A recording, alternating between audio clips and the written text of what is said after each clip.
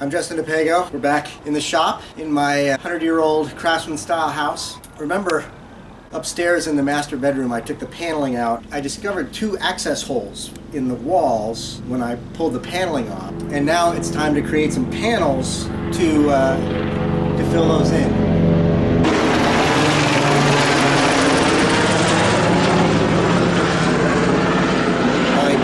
Now I'm going to create some panels to fill in those holes, but I want to do it so that they match the walls, because it's not like hidden in a closet or anything like that. It's right there in the walls of the master bedroom. So that's what I'm going to do out of this piece of plywood. I'm going to make 2. I'm going to show you right now how I'm making one of them. They're both going to be the same. Apparently there's a manhunt in my neighborhood right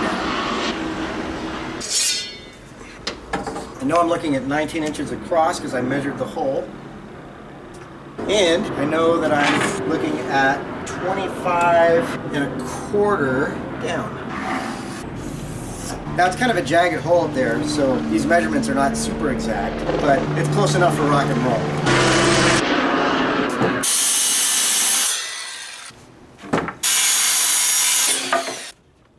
Now the back side of the hole I'm going to mark off because the inner hole is smaller than the outer hole. I'm looking at 1 inch down, 2 3/8 inches in from one side, 4 inches in from the other side,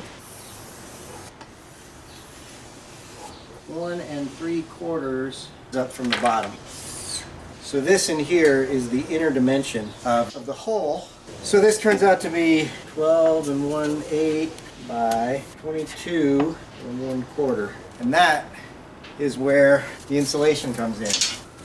12 1/8, 22 1/4. I figure I need 3 of these. Alright, I actually went with 4 because I have a bumper crop of scrap for this stuff. Now I'm going to match them up with the mark I made. None of this is really structural, but I don't want it to fall apart. So just a little bit of construction adhesive.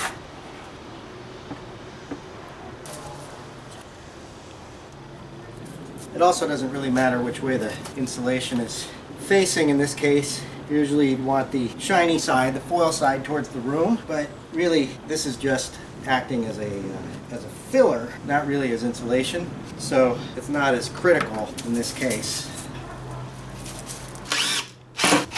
Alright, here is where we take this up to the next level. This could be done. We could be finished right now. This would fit in the access hole. But because that access is right in the bedroom where you're going to be able to see it, I am going to hide the fact that this is a piece of plywood. I'm going to do that with drywall mud. We don't need a lot because this is just purely for the look. So actually this one knifeful will probably do it. I'm going to fill in where the screws went, get the whole thing sort of buttered, and then smooth it down. And then we're going to paint it. And if I just painted it without this, the texture of the wood, you'd be able to see the grain through the paint. So this way we'll just have that sort of plaster look. Alright, so I'm gonna break for lunch, let this dry. Okay, now just a very light sanding with a damp sponge, and this will just knock down some of the texture that the knife left behind. And now we'll let that dry and then we'll paint it. Okay, I was gonna leave this outside on the table to dry and then paint it out there and let that dry and then put this in the wall, which would have been easier, but there's rain on its way in, and I didn't want to leave this just sitting out there in the rain. That wouldn't help it dry at all. So instead of cleaning it up and moving it into the garage and then moving it up here, I decided to move it only once. I'm going to go ahead and put it in the wall right now, and then paint it tomorrow once the compound is all set. So the idea is that the insulation slides into this hole here, and then the plywood fills in the gaps around the edges here. So there is a right way and a wrong way. I got it right. No, I'm sorry. No.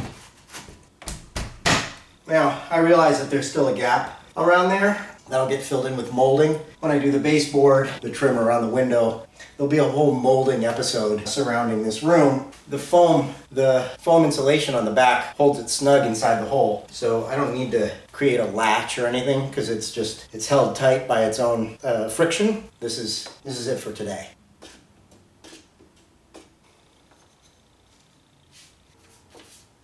All right, I have to be careful not to lean on this because it's still wet, but you can see now that it's painted, it blends really well with the wall. It's going to be hidden behind the desk. There will be molding. It'll completely disappear, and it'll be a practical access point to get into the attic that's back there. Another identical, more or less identical one of these is going into the other access point that's on the other side of the room. The master suite up here is the entire top floor, but it's smaller than the rest of the house, so that's why there's attic access on either side of it. You can get above the living room on this side and get above the kitchen on the other. So that's that.